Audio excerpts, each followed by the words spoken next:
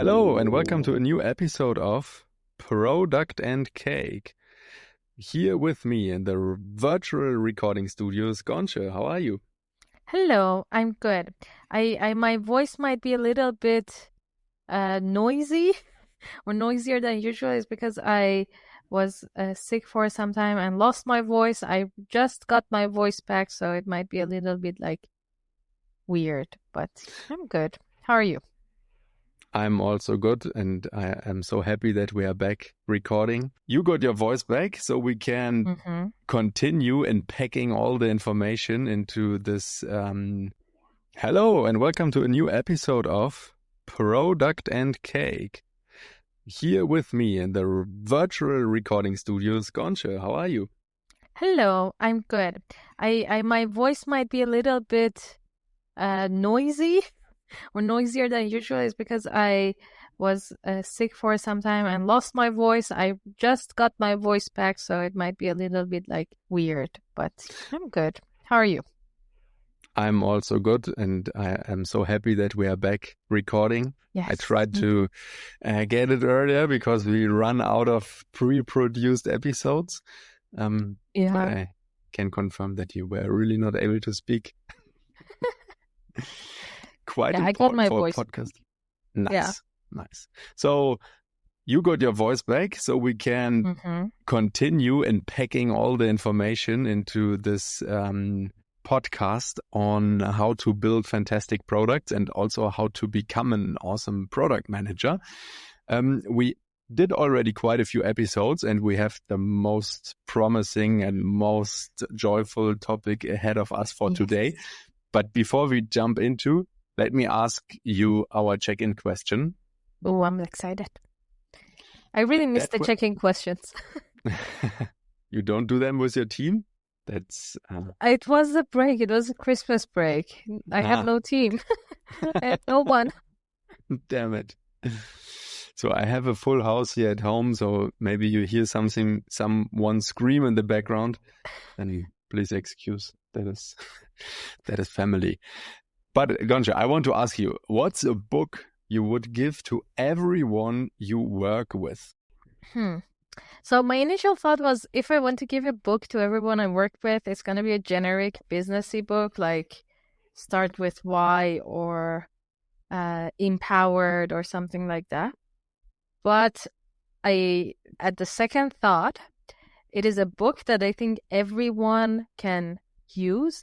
It's called Presentation Zen. And it is a book about making presentations. Nice. Yeah. How to do the presentation design and presentation delivery. I am, to be honest, a little bit mad at the title because they lost the opportunity to call it presentation instead of the presentation Zen. Yeah. So that's a very big lost opportunity, but it's a really cool book. So that's what I would give. Nice. How about you, Paul? Yeah, thank you for the recommendation. That sounds very good. So for me, I wrote a book, so I would give this one. Ooh. Oh, that's a selfish. That's a little bit selfish, but never lose an opportunity to make advertisement. So it's not selfish. You're offering it for free, no? You're selling it to them. If I would give it to my colleagues, you mean? Yeah. This is not stated in the question, is it? If my colleagues are all forced to buy a book, well, it's gonna be my book. Yeah, good, but I could. Yeah, that's too complicated. I want to recommend. I would like to give this book to everyone I met in general. It is called Im Grunde gut von Rutger Bregman. The English title is Humankind, and he is drawing again the story of humanity, but from the angle from the hypothesis that we as species survive because we are the friendliest.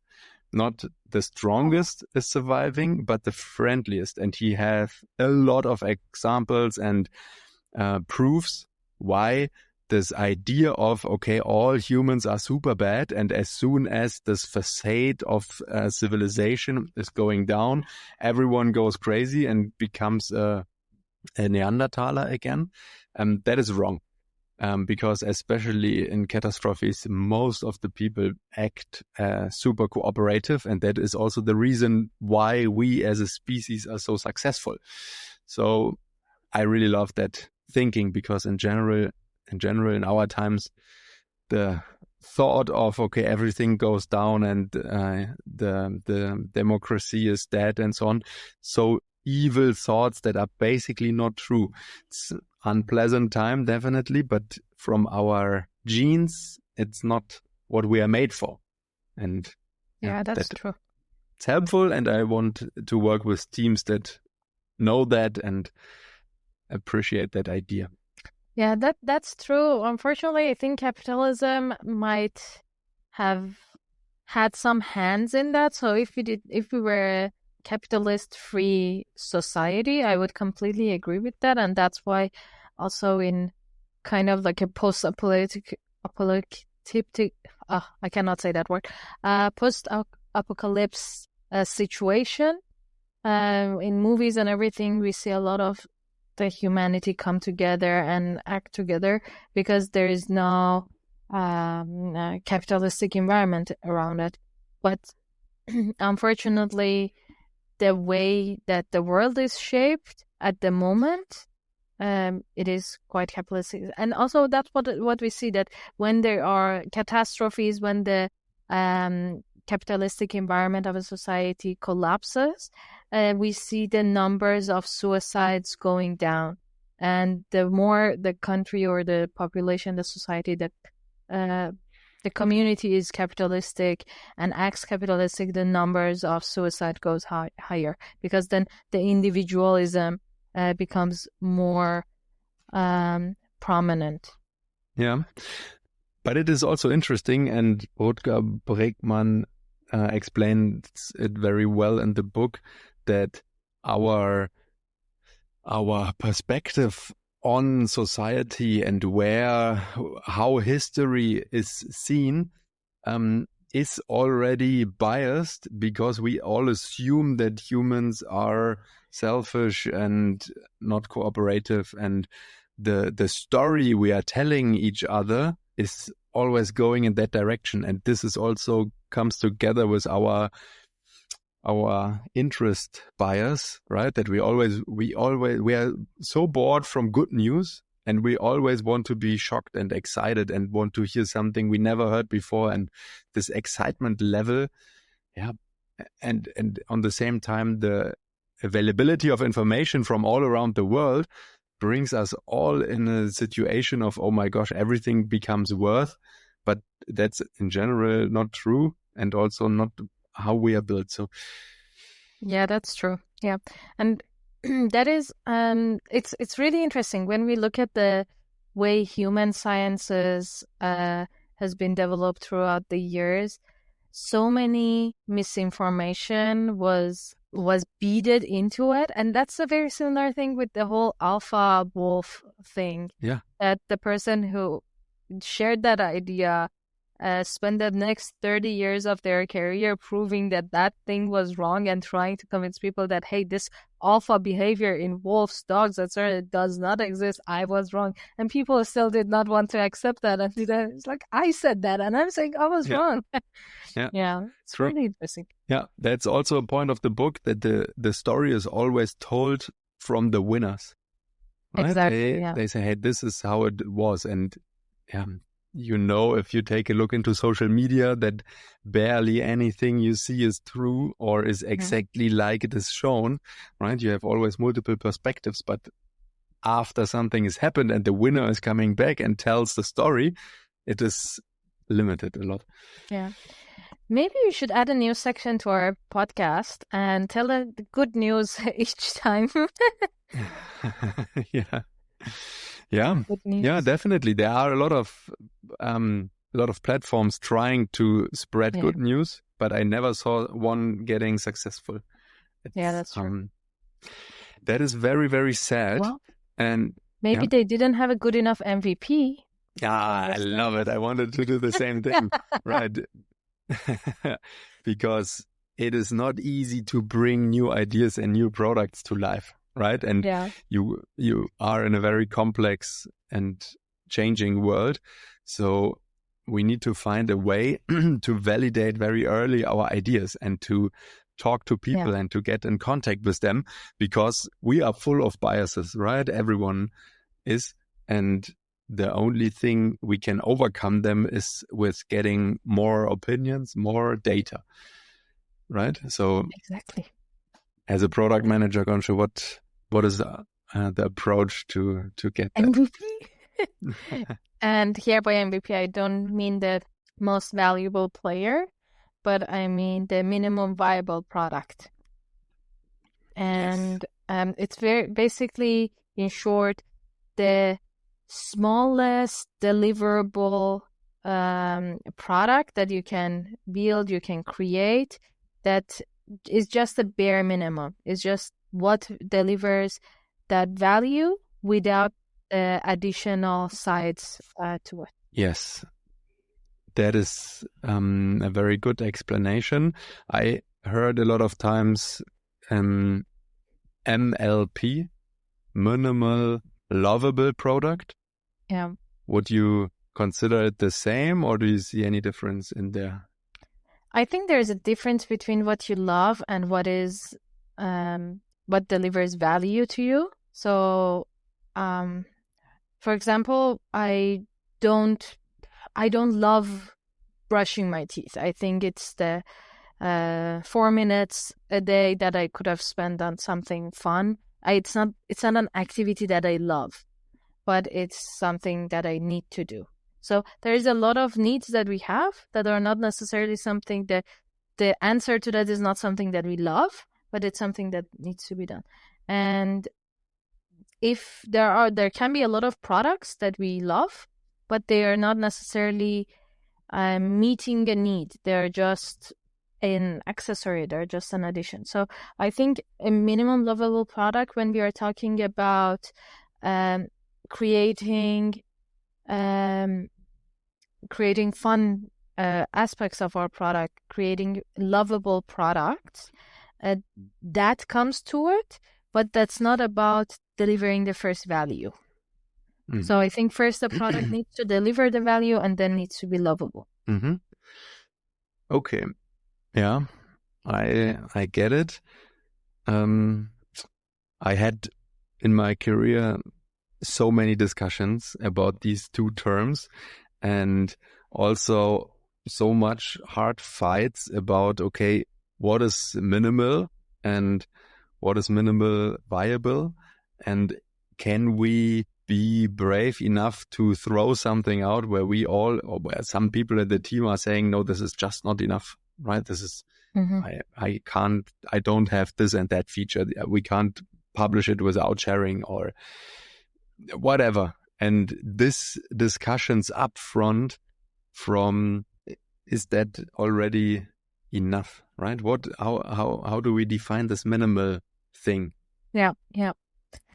So I think first we need to. I want to be a little bit meta at first. So I want to be very like I want to share an example. So for humans, that there was a minimum viable product first. There was an MVP for humans, and that was the one-celled organism. That hey, life on Earth, let's try it. Let's try with the smallest thing possible, and with the product that has the highest return on investment potentially, has the lowest amount of risks. So let's create this one-celled organism. Let's see if it's gonna stick or not. Then it went, okay, let's make it 2 cells. Let's make it a fish. Now let's give this fish hands and tails and paws, and let's bring it onto land, and let's give it feathers. Let's make it fly. Let's make it into an ape. And then, hey, we have a human. Let's make it stand up a little bit more straight. Okay, now we have a Homo sapien. So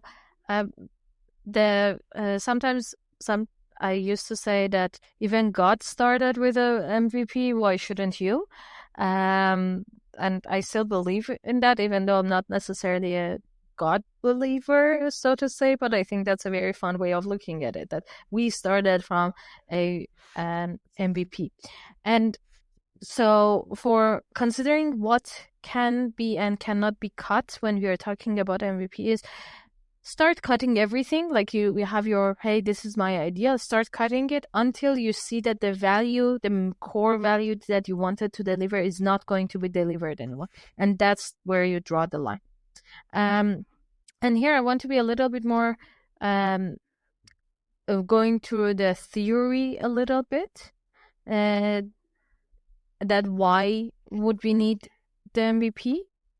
So first would be to accelerate our learning, to reduce the wasted time, both from engineering, product design, etc.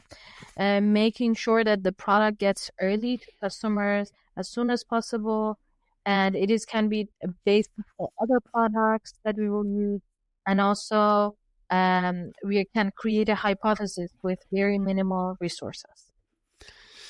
Yeah. And I would also always add to the discussion the belief that, to be totally honest here, nobody's caring about your product, right? Yeah. If you're coming up with a new idea, our world is so overwhelmed with stuff that nobody is caring. And you should always focus on the huge amount of people you will reach in the future with a much better product than fear the 10, 20, 100, maybe 1,000 people that maybe gets a bad product experience or are not fully satisfied or complaining because there's no sharing button. But basically, this complaints would be one of the best things you can get, because then it shows you someone is caring about your product. Right? There is someone who saw it, who starts to use it, and then even give the attention to complain about something instead of clicking, checking for 2 seconds, and then disappear forever. So focus on the huge crowd in the future that will get the perfect product when you think about what to cut and what to publish early. Exactly. And also another example here is iPhone, I think until 2012 or 2014, did not have copy and paste features. Yeah. So, and this is, I think, one of the features I use, or a lot of people use the most. When it comes to text, things that you want to copy and paste, didn't have, and we still loved it and we still use it. And because the core value was delivered. And the first one still did not have an app store. Yeah. And I think that is the next huge issue you face, especially with your CEOs and CMOs and so CSOs, all the sales, marketing and executive people, that they start to compare your MVP with a full-fledged product that is on the market for 10 years and is funded with 500 billions of euros. Right. Exactly. And they said, yeah, look, the iPhone, it has copy and paste and an app store and an ecosystem around it. How should we launch anything without this basic feature? And then, you are starting currently with an MVP and a budget of 50,000 euros on day one. So don't compare this product with industry standards. Yeah, exactly. And another point here, when I hear people talking about MVPs and they say, oh, I want a product, I want to build a product and I don't know how the MVP can look like. I want to build something like TikTok, but it is for, I don't know, it is for educational information only. And then they say, but if I want to build the MVP, it is going to be TikTok. I need to build all of the things that TikTok has. So that's not the point. That's not the part that you need to validate. Your validation does not sit at, oh, it is TikTok. The TikTok is already validated. Your validation sits at the part that you said after the but. It's the part that you said it is only for educational use. So create a small version of that. Create a platform product that just shares educational content and see if users are interested in that. The TikTok part is already validated. Yeah.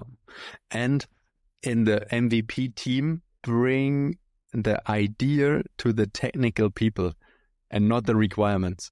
right? If you say, hey, I need to build TikTok and here's the list of features or user stories or whatever you want to call them, you miss the part of a good engineer who is saying, okay, I got your idea, and you know what?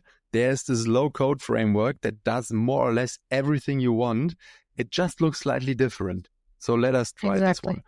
And you kill that spirit and this perspective with requesting, hey, look, TikTok has the buttons on the bottom right, and then we need share and like and friends and groups and search and an AI algorithm in the back. Then someone will do it for you, right? They will take your money and will just work on it. And in the end, you have a shitty product. Exactly, yeah. And I want to go through 7 types of MVP that you can start with. And I will also give some examples of the companies that started with that as an MVP. So the first and the most simpler one is explainer video. So it's a short video, explains what your product does, why people should buy it. It is usually a 90-second animation style that also showcases how the product works. You don't need to build the product, it's just the video. Dropbox actually used this for their MVP. Then the second type... This is super easy. You can just throw it in social media platforms, and you could even create a new blank account, put some advertisement money on it, and see if someone sticks or want to know more, or how many views and how long they are watching it. You can add it also behind a GoFundMe, a Kickstarter, to see if people will pay the price that you set for it. And the second one is a landing page. Nothing but a landing page that quickly communicates the value of the product you're offering, diffuses any objections, and has a call to action. The call to action can be give your email and we will reach out to you when it's ready. It can be pay us €3. It can be just a call to action that says click here if you're interested, and then there is nothing behind it and says, hey, thank you for showing interest. We just wanted to understand how many users are interested. And this is something Instagram did. In the beginning, Instagram did not have any application, did not have the iOS app, did not have an Android app, did not even have a website. It just had one single landing page with 2 images of how the product potentially can look, and a short text explaining what it is. The third one is called A Wizard of Oz, and it is when you put up a front that looks like it's a working product, but you manually carry out the product functions.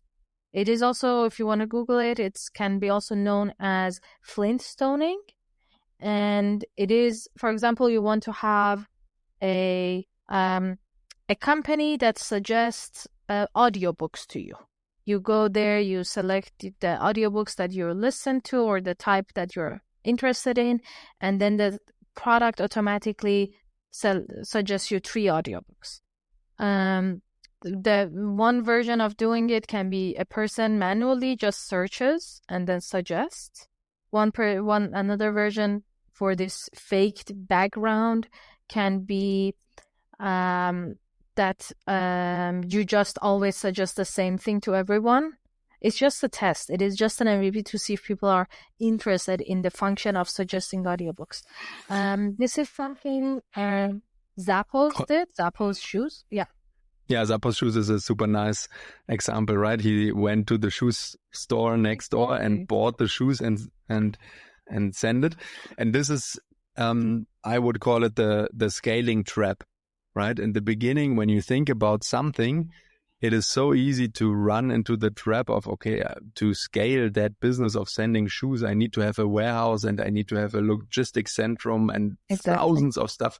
And then you care about all these things to finally find out that nobody wants to get shoes. I mean, that was not true in that case, but you should turn it around, right? And you should do things that are not scalable in the first run in the MVP phase. Exactly. So Zappos did that. They they built a landing page with all the shoes that potentially you could buy. And the photos of those shoes were the shoe store next door. And then the person who created that page, after someone purchased it, went to the shoe store, bought it, and themselves delivered it to see, okay, how the process looks like. The next one, quite similar, it's called Concierge MVP. And instead of providing the product, you start with a manual service. It is... it's not just any service, it is a service that is exactly the same steps people would go through with your product. So it is a form that Food on the Table used. A Food on the Table is a product similar to what we have, Volt, for example, in Germany. So a food delivery system that a person orders food, and then someone goes and picks it up. So this can be done manually. You don't need to think about, I need to hire drivers. I need to buy motorcycles. No, you can manually take care of that at first, and then think about how this can be done better in the future, as Paul said also. All right, and then another version. It can be a blend between a Wizard of Oz and a concierge. It's called Piecemeal MVP, and you emulate the steps that people would go through using the product as you envision it, but instead of delivering them anything manually, you emulate it using existing tools. So you, for example, for this, the suggesting audiobooks to people. You don't need to necessarily have a manual person behind it, but you can connect ChatGPT. You don't need to create your own AI tool that suggests. You can just connect ChatGPT with an existing account of Audible and then suggest audiobooks. So tools that are already existing. Right. Don't be scared of using existing tools. This is also what I saw so often already, that one MVP should present some data to someone, right? And then engineers jump in and said, okay, nice, I can build my own charting library and we can build our own high-performance database. And your answer should be, no, we are using any given analytics tool. This is already a solved problem where you can take screenshots or where you can have a super easy embeddable version. Something that, you need to ask yourself, are you focusing on your value at the moment, or are you rebuilding or resolving an existing problem?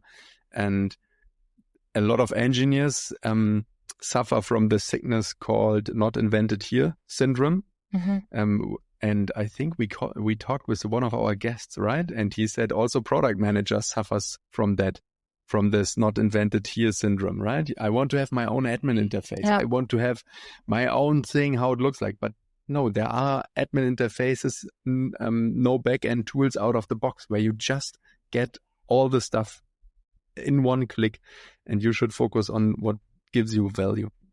Exactly. And replace the external things later. Pay some money for it and accelerate your speed and time to market. And later on, when everything is successful and gaining traction, then you can start to calculate, okay, would it be cheaper to develop that on my own? Yeah, exactly. And another one can be just raising the funds from the customers. So creating a GoFundMe page, creating a what's the other one called? Kickstarter, yes. Creating Kickstarter page, and it's a special case of sell it before you build it kind of thing. And the idea is to launch a crowdfunding campaign on platforms, and this is an amazing approach, especially if you're planning on raising money from investors. Because not only you validated that customers are interested in your product, but you validated that customers will pay for it. So if you need funds, this is a great way to do it, because either you get the money from the customers, or you can then take that result to an investor and say, hey, look at this, look how investors, how people are willing to pay for this. You pay me this much for this evaluation, and then I will deliver this. Yeah. And if you get to the money of the people, then you are in real talk, right? If you say, hey, I have a paid subscription, but you can use it for free. How do you like it? And then the answer is, yeah, I like it. It's nice. But the game is totally different if you say, hey, I have a paid subscription, give me €5, and then you can start testing it.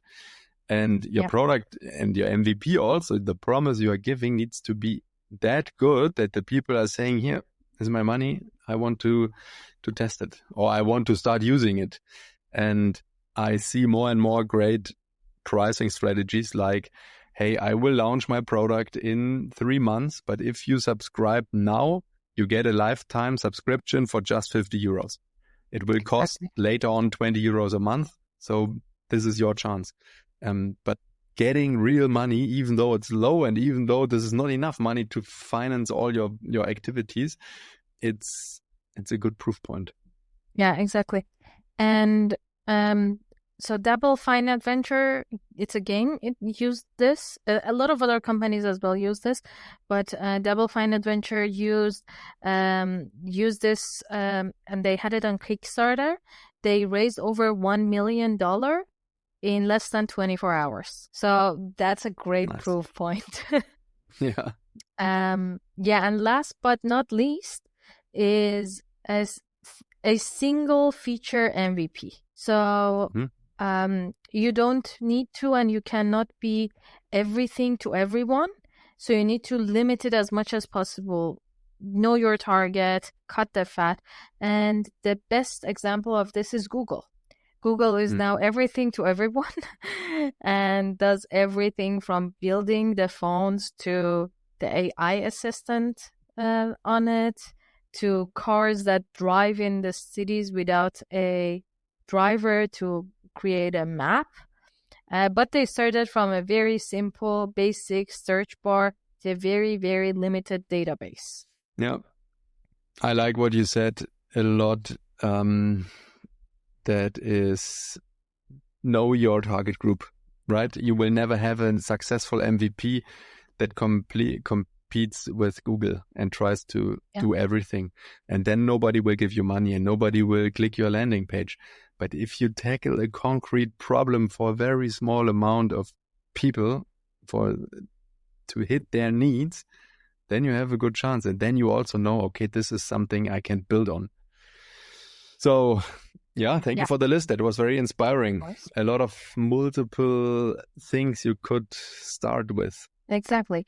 And so to summarize and to close this episode, maybe, as Paul said, first, know the audience, define the audience, understand who you are building this for and which pain you're trying to resolve.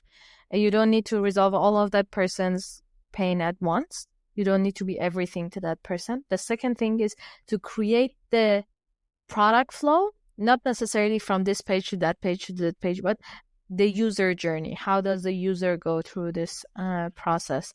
And how do you want the user to feel through that process? And last, but the most important part is cut the fat.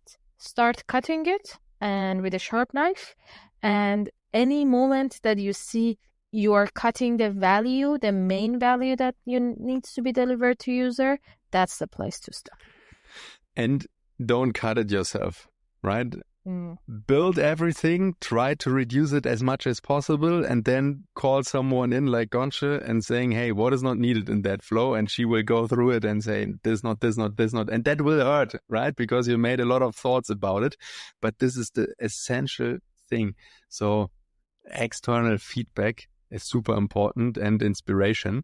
So you maybe also want to jump back to episode 6, that is understanding your customer, but also under episode 7, market research, episode 10, voice of the customer, that gives you a very good glimpses on how to get to know your customer and what to take care of. Exactly. Nice. So have a good one. Thank you. We We see Thank you in you. the next episode. Bye. Please don't forget to recommend this podcast and episode to everyone you know who is in product or not or wants to be.